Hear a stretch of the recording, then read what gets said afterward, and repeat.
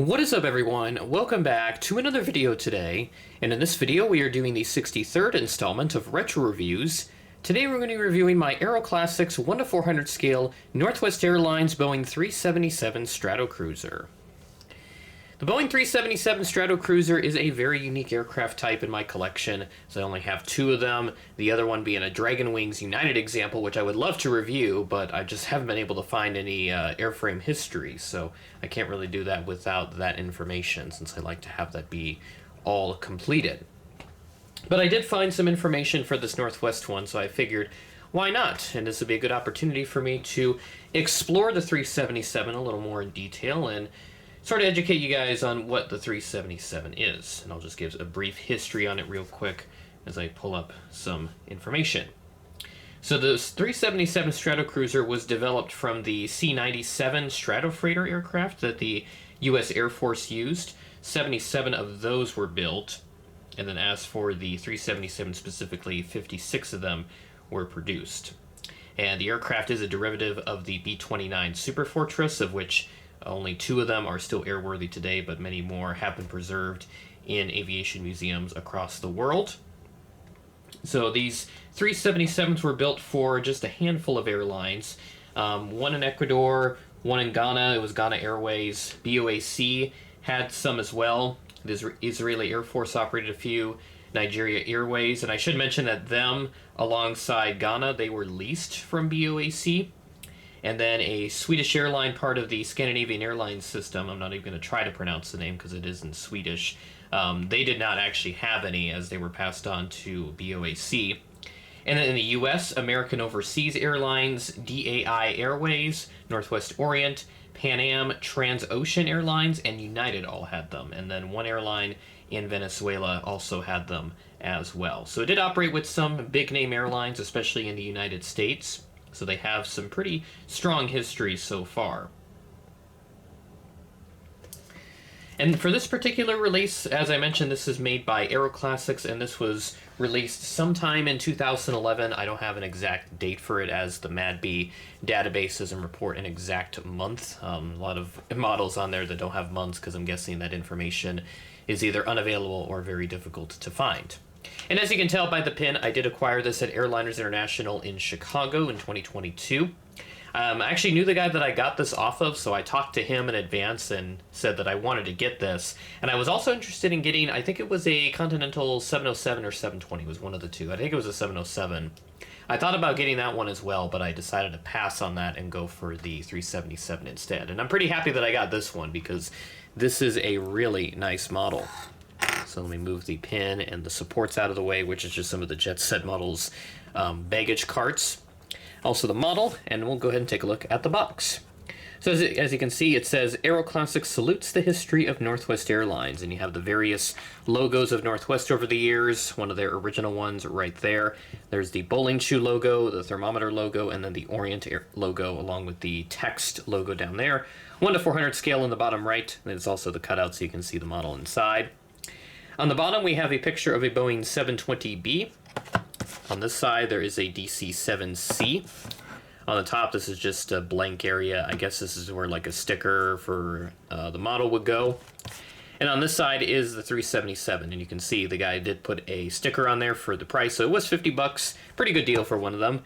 And the back of the box, very colorful with a lot of different elements of Northwest memorabilia. I see like some brochures, some pamphlets, maybe some timetables in there as well. Looks really cool.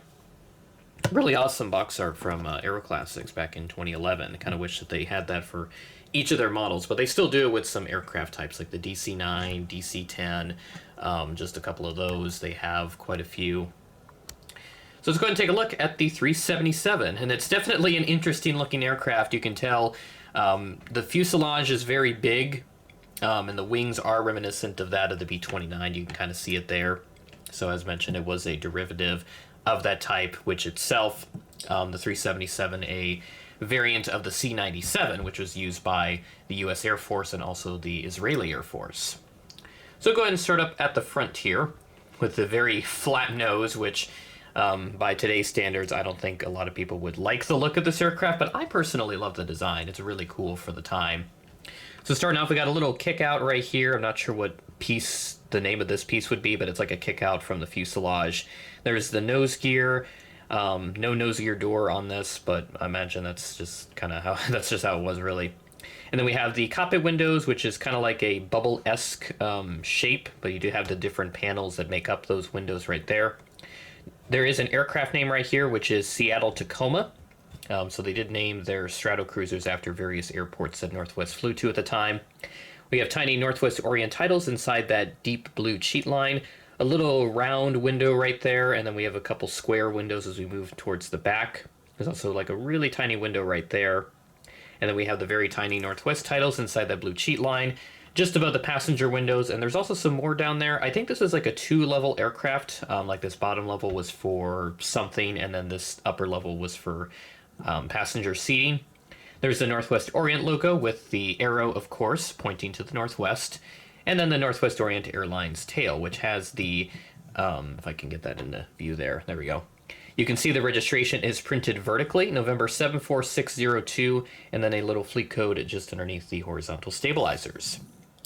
And then a nice little front profile here, which actually just has one little detail I want to mention, and it's just the Northwest titles printed there.